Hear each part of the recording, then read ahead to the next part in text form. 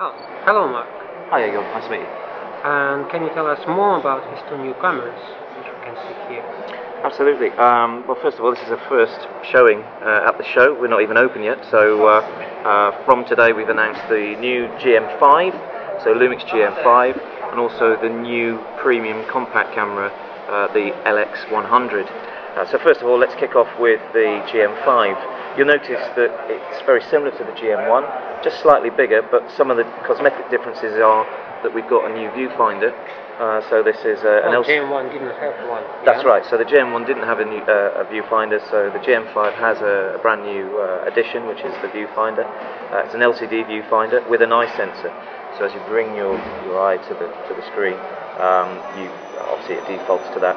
You've also got a hot shoe and a few more manual controls, but the screen at the back, because it's slightly bigger, is a 16:9 screen. So if you are going to be shooting video, that's pretty much a good mirror for that, and in the viewfinder. And then of course along the top you'll notice that the breastplate is very different. The design very much resembles the LC1 that we brought to the market many years ago. So cosmetically there are some big changes. Okay, well, would you say that this camera is actually, because of the screen, for example, size, it's more oriented towards the video, or it's for the photography? It's a good question. I think predominantly, obviously, it's a stills camera, but with its full HD video capabilities and the widescreen LCD screen, yeah, it could kind of appeal to videographers more than stills. You've still got the same sensor as the GM1, which is the same sensor as the GX7. So you're going to get not only good stills pictures, but high-grade video playback as well. So yeah, it could. It's not being marketed as a video camera, but it could appeal to both stills and video. And so the next camera is LX100. Yeah, LX100. So the announcement we made today is that this is our first fixed lens camera with a micro four thirds sensor. So previous LX cameras have had obviously smaller sensors, but as you know, I'm not going to get into the discussion of large sensors better and so on. We're obviously using our technology to take from Lumix G into the compact camera. So the LX100 has a micro four thirds sensor in the camera, so we've taken it from Lumix G into a fixed compact camera. Not only that, because of the capabilities of the GH4, we've taken the same processor from the GH4 into the LX100. That now enables you to shoot 4K at 100 megabits a second in UHD in the LX100. So to be able to do that from a compact, lightweight system with a 4/3 sensor, it's quite an impressive way to obviously shoot high-grade video. So there's a lot going on in the background, but this is great because there's a GH4 on a drone here, so you can see that it's all happening. Can you hear me alright? Yeah, so 4/3 sensor, but a 4/3 multi-aspect sensor in here. So very similar to what we have in the GH2, same angle of view at different ratios. And there's also in the camera, if you're shooting stills, multi-aspect bracketing as well as white balance bracketing as well.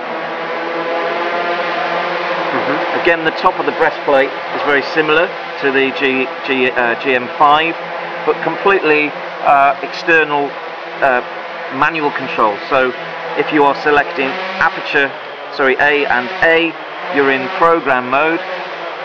If you then select any aperture, you're obviously in the aperture priority.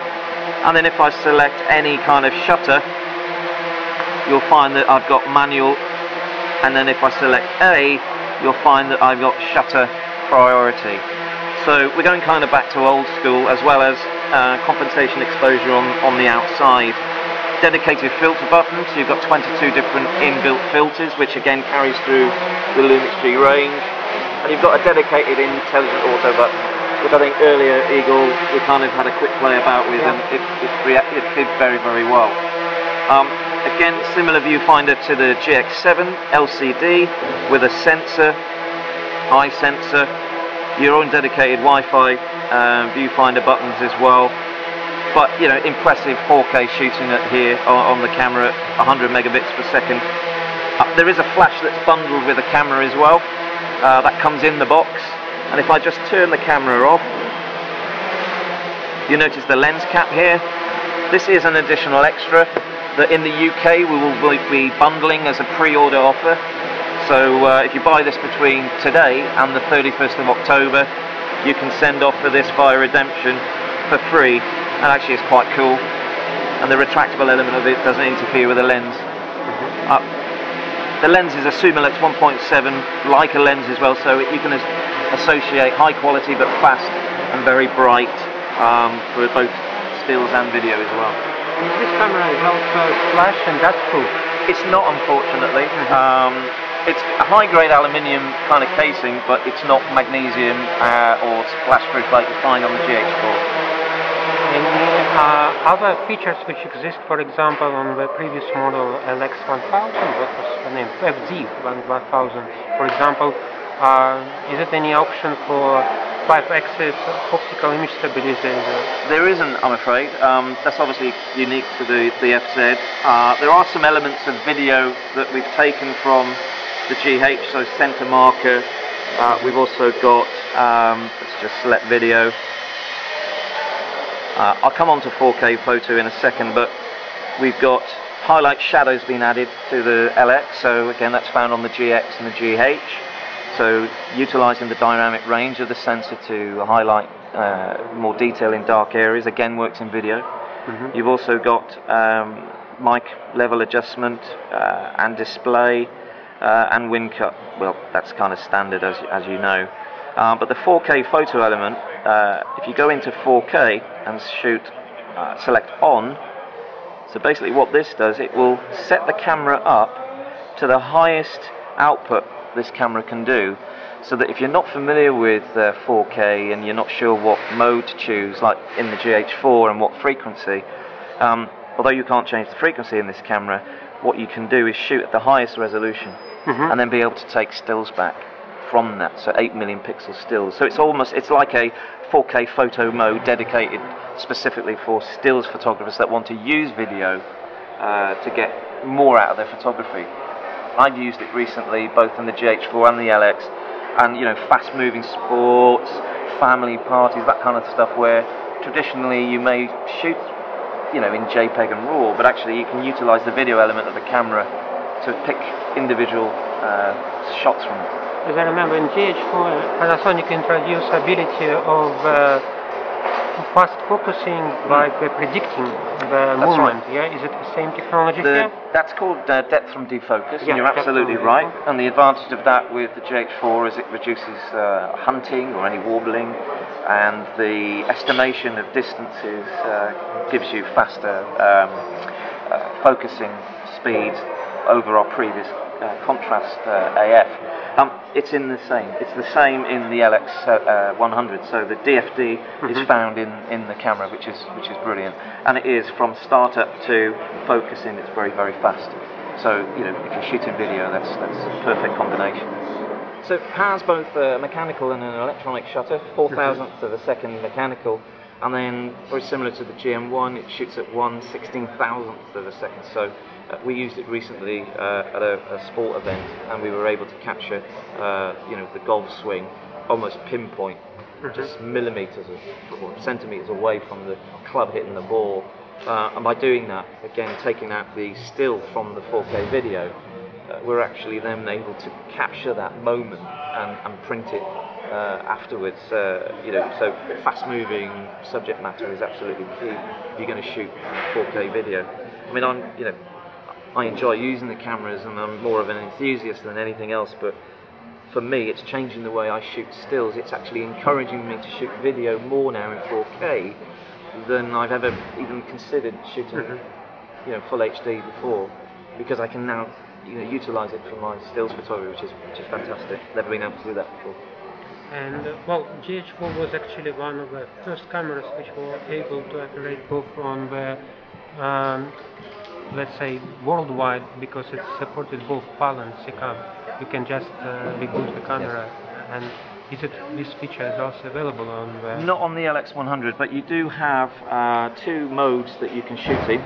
ABC HD, the highest bit rate there is 28 megabits per second with a 50p sensor output. And then if you choose MP4, then you've got the highest output is 4K at 100 megabits a second, 25p, which is quite impressive for a camera of this size. And again, that's down to the engine of the GH4 and obviously the sensor capabilities that we've had in the GX7. So it's pretty impressive. So talking about the flash, so the flash sync, that was one of the problems of GM1 because the shutter redesign, which is much smaller, didn't allow to have, for example, the sync speed as fast as, for example, in GH4, which is fantastic. It is. This doesn't have the synchro scan that the GH4 has, unfortunately, and I've used that recently to my advantage, where I'm able to change accordingly, which works wonders if you've got the wrong frequency or the frequency is different. Unfortunately, you don't have that feature in the camera. We have made some improvements with overall performance, but they're not a massive, they're not a huge amount of differences from picture and video performance. But rest assured that the overall performance of the camera, handles very differently to GM1. Just to say as well, the GM1 will continue to be running alongside the GM5 as well. So we're not discontinuing the GM1. As the GH3 is still also. And as the GH3 is still runs alongside the GH4 with some good deals out there, and also the GX7 is still part of our roadmap. Continuing into 2015. So you would say that rumors about GX7 being discontinued is wrong? Well, certainly from the UK perspective, the camera will continue to be part of our roadmap. It does form quite a key element of our strategic planning. So, as far as we're aware in the UK, that it will continue into 2015. Oh, good. And, no, it's really good because actually I'd like to buy a new one, and probably it will be either GX7 or LX100 because I really need something. For me, GM5 looks fine, except both of the things that I always ask that is actually what about audio? Is it any audio input on any of these cameras available? Again, unfortunately, there isn't from your perspective. There isn't that in the camera. The only thing I can say why that's not in there at the moment was either it wasn't planned to have that, or there is, literally, no areas to put that in. But again, I don't have any information. Well, yes, it should be a question to engineers. Probably they took it. But for example, that was always also my question. USB port, it's USB 2, and we saw earlier that some companies trying to introduce now USB 3. Yes. And I would say that some laptops now will have already USB mics. Why not to use USB port, not just for downloading data for tapering, but it's also for microphone? I agree.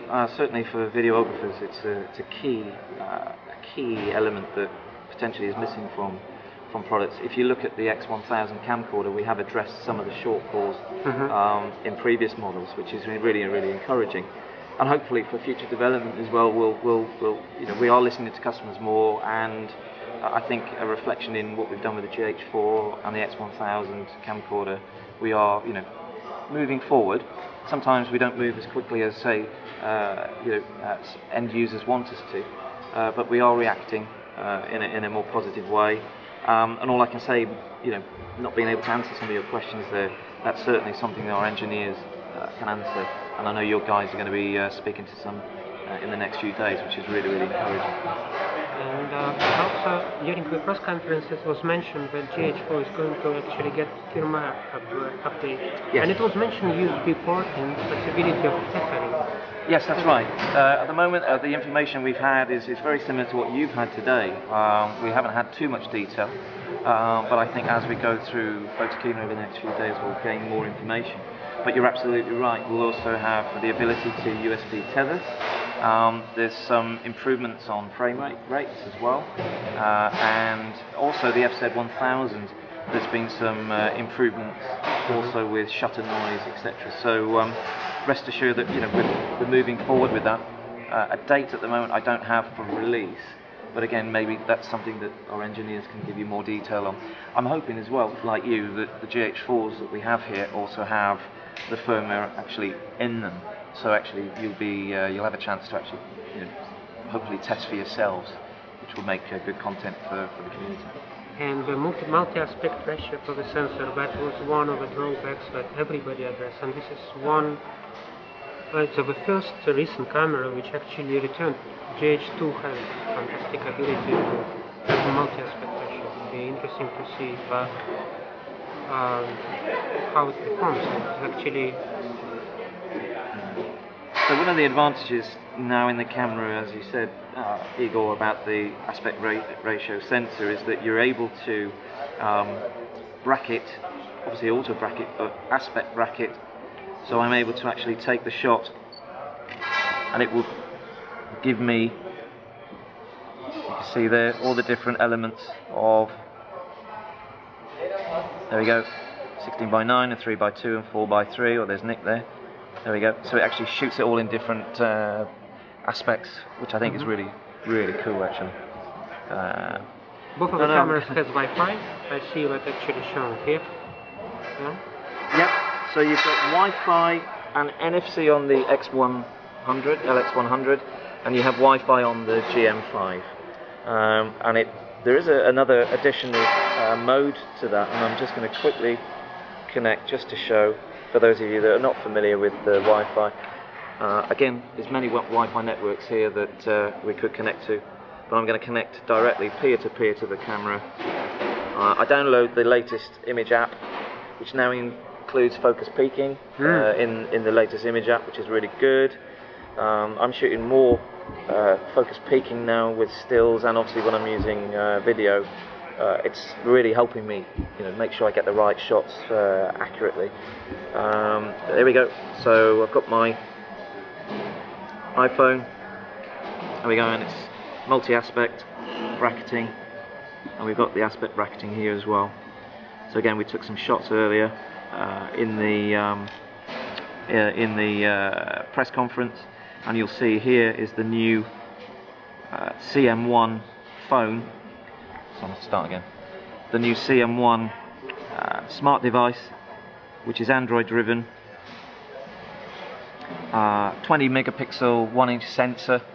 It looks really stylish. Hopefully over the next couple of days you'll get up close and personal to it. As you can see, Android driven, and it can shoot in RAW and JPEG as well, which is quite impressive. Quite lightweight. Overall, it's certainly a wow piece of tech. Something I'd like to get my hands on, definitely. But hopefully you'll be able to see a little bit more of that. And these are obviously all taken on the LX100. And then if I want to save to the smartphone, I can do that. For some reason, it's not doing it. But there we go. I think it's a real bold statement for Panasonic to bring out something quite innovative. It looks, from a creative point of view, a great device that, again, stylish, modern. A Leica 2.8 lens, so it's going to be bright. It's just going to be a badge on it, so it's obviously got good technology there. I've not actually picked it up myself. Cost-wise, I don't have any price on it at the moment, but that's probably going to evolve over the next few days. Certainly, it's from a got-to-have-it gadget freak that I'd love to have that piece of kit. If it's taking technology from our cameras into a smart device, whether it's a mobile phone, etc., it's great that we're able to produce something like this. So I'd like to get more information on it myself. And for GM5, the price will be comparable also for GM1. It will be, and I think with its added features of the viewfinder, again, obviously it's a touchscreen. The sensor capabilities, the size, the added features like highlight, shadow, and so on. The price will be very competitive. And like I said, the GM1, what that means now is obviously the GM1, there'll be some good deals out there if people were considering the GM1. But again, if you're looking for those additional features that really enhance the way you shoot with the camera, as I've just described, then actually the price point won't be too far stretched. And the question traditional for Panasonic cameras, so the follow-up products quite often comes with different kinds of cameras, and it's for people who would like to upgrade, it's a bit frustrating. Would you say that this camera has the same battery as GM1? Yeah, the GM5 has the same battery as the GM1, so and it's this currently one, it's a new product? it is, but it's also the same battery as the GX7, Ah, that's good.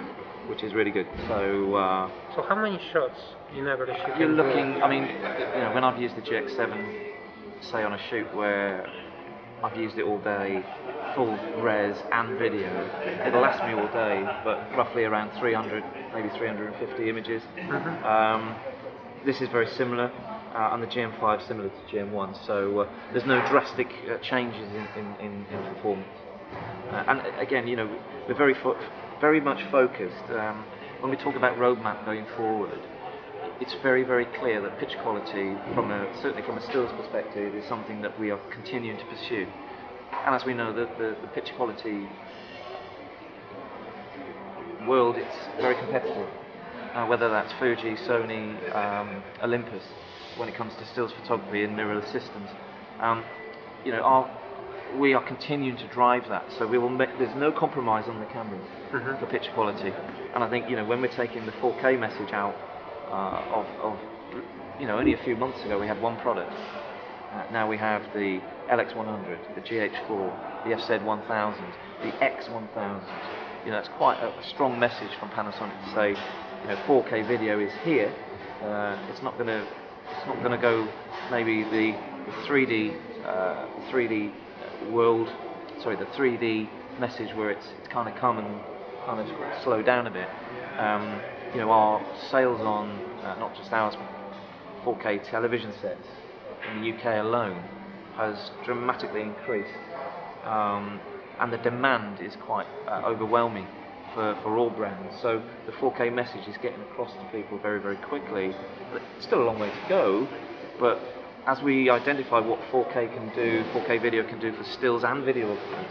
I've met many people over the last few months where the mention of video to a stills photographer, they get very frightened about it because they don't know enough. But actually, when you can show them the benefits of 4K and shooting at the highest resolution, and the ability then to start, wedding photographers, for example, being able to set up a GH4 or an LX100 or any kind of 4K product that we've made, and then being able to note times of certain parts of the wedding where they can actually go back, either post-edit or in the camera, and take stills out, and that's really changing the mindset of people, and they're thinking, hang on a minute, actually video can do a lot more for me than what it's done before. So, and as we move forward, in the press conference we said earlier about potentially in the future 33 megapixel stills from 8K. That made me kind of jump up because I'm out of my seat, because that's wow, that would be absolutely fantastic from a stills perspective. So well, we talk about in terms of resolution, but besides resolution, one of the important features, but actually when you extract the still images from the video, one of the major problems is the rolling shutter. And is Panasonic actually addressing this, and how it's done in these two latest cameras? Is it the same as in GM1, GH4, or there is already a next step? Do you know? Well, that's a really good question, and for a definitive answer, I think again our engineers will be able to give you a steer in the right direction with that, because again it's something that's affecting pitch quality as well as the performance of the camera. And you're right in what you're saying. It's something that maybe a few years ago, not just ourselves, but maybe other manufacturers have maybe because of technology constraints that we've not been able to improve. I think you've seen through the GH4 a dramatic improvement, and I think with the LX100, from personally using it, and again with the X1000 camcorder, we're seeing movement in the right direction. So I think for definitive where we're going with it and how we're addressing it, then maybe our engineers can listen to that. And another thing which was actually also introduced, I think starting from GX7 or maybe even earlier, ability to focus in low light. That is actually was very interesting feature where the sensor can actually decrease the scan rate. Yes. and to have the better ability to actually to have a more certain focus. So probably we can also will see this kind of Yeah, and again, from using the cameras myself and then working with people that are using the cameras, the feedback's been very encouraging. You know, from a stills perspective, being able to shoot to -4 EV, so it can still focus in dark environments, and also not only that, because the dynamic range has improved over previous models quite impressively. You know, being able then to pick out the detail in dark environments and being able to use that creatively for your own advantage, whether that's stills or photography.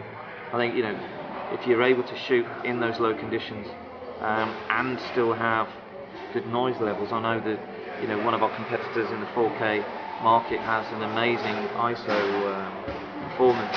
You know, the GH4, personally, you know, we're moving in the right direction for that, and you know, for the end user's point of view, that is something that will continue to push, and you know, and really you know, improve. But as you know, it doesn't happen overnight. So we need to continue to drive that and not lose sight of pitch quality, video performance, whether it's in a smaller camera or in a pro body. So yeah, that's something that we're definitely working on. And now about the lenses. Yes. So it was mentioned basically two lenses, as I remember. One was 50mm macro and another one 35 to 100 f4 to 5.6. That's right. And can you tell anything about it? Not too much, because again, the 35 to 100 was kind of announced in development back in March, and so the information we've received today is very much, again, as much as we've received. So it's the main difference is it's made specifically for the GM series. So we said earlier that the GM1 is continuing, so a 35 to 100mm, even at its extended tele zoom, is only going to be literally, you know, about 3-4 centimeters long.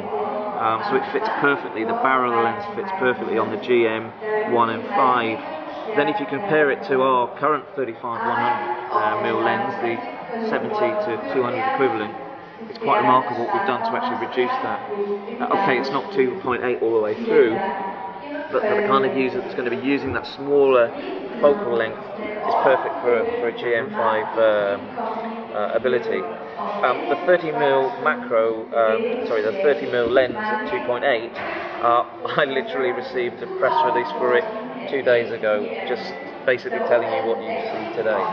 So you know, again, that will take our lens range to 25, and I think, you know, it's quite a healthy number of lenses now that we've got, and of course, as you know, Olympus, and there are, you know, I can't remember how many there are, but there are over at least 100 lenses that we can match with a 4/3 mount, and then of course now Metabone speed booster for Canon lenses and the other third-party adapters that are out there. So I'm not saying that, you know, that would look cosmetically good on a GM, but for GH4, etc., you know, we're expanding that capability, certainly from a video perspective, and recent endorsements of, you know, adapters are really, you know, giving the user that maybe is thinking of switching to another system, but has invested in many lenses, and, you know, really doesn't want to get rid of them and not use them.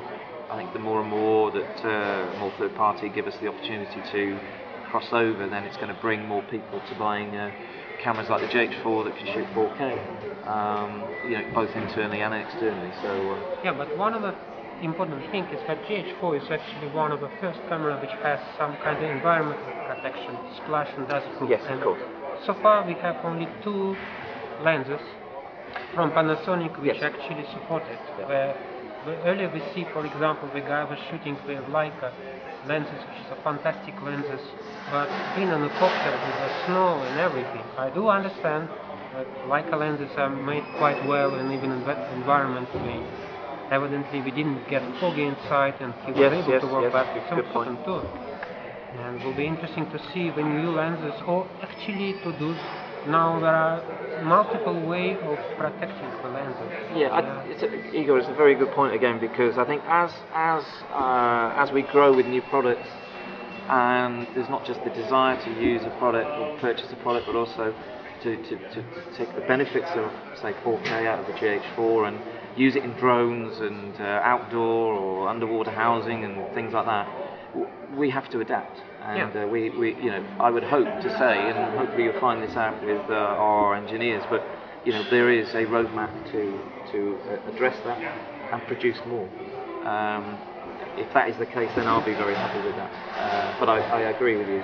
Well, I'm shooting very often. Why I actually came to Macro for purchase, but I needed something small because I do hiking, for example, in the mountains, and there you cannot guarantee anything. You have all these paths and everything, but when you shoot quite often, weather changes every 5 minutes, and it would be nice to have something small, compact, and not necessarily even zoom lenses. It can be it's prime more lens, which is more or less it's more peace of mind, isn't it? That you know you can reach to your bag and pull something that actually you know it has that weather sealing or capabilities for outdoor photography and videography it's made for. So and then again, obviously at a price that people can afford. So we don't have pricing on the 30mm lens, but again, you know, I would hope that it would be competitive, that people can actually aspire to add to their kit. And to the earlier 45mm macro, which was Panasonic Leica. Yes. That is a beautiful lens, but quite expensive. It is a beautiful lens. It's the price point is. Well, it all depends. If you are professional, it's cheap. If you are more amateur and it's your hobby, you also just think, what should I get next? Should I get a good light?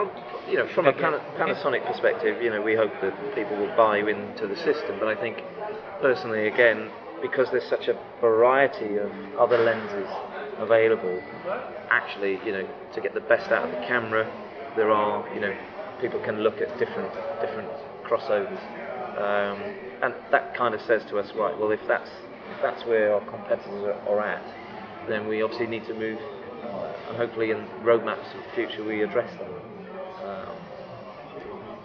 And there are also the question talking about the working with the users, the software. It's one of the things which is actually why some of the companies are so successful. I'm not talking about cameras, I'm talking about wide range of products, because there is workflow. Yes, of course. It would be interesting to see if Panasonic either itself or in collaboration with other software companies develop something that allows to have the flawless quick workflow for the journalists, for example, or anyone who would like to quickly process. I was mentioning today cloud. How about the cloud? I think accessing.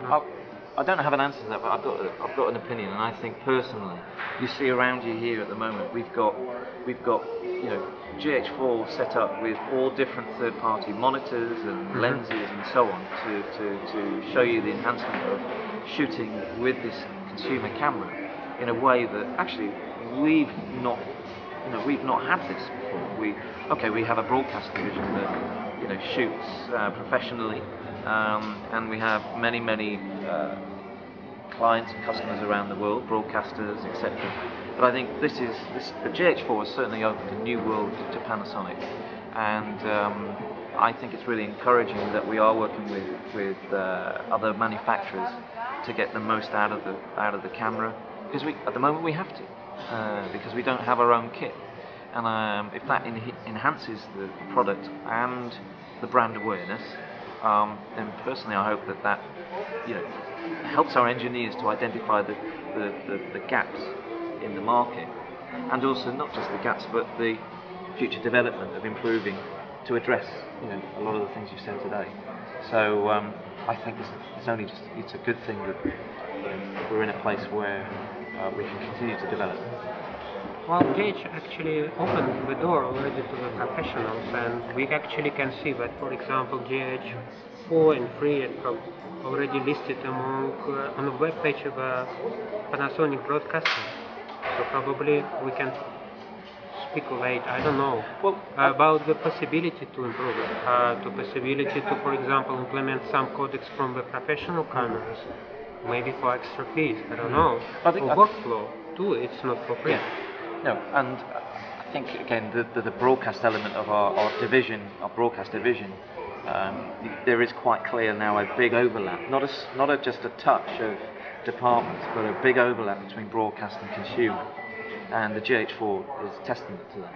And I think going forward, that's only going to be good for the consumer, that we can take elements of our broadcast division and put them into the consumer bodies.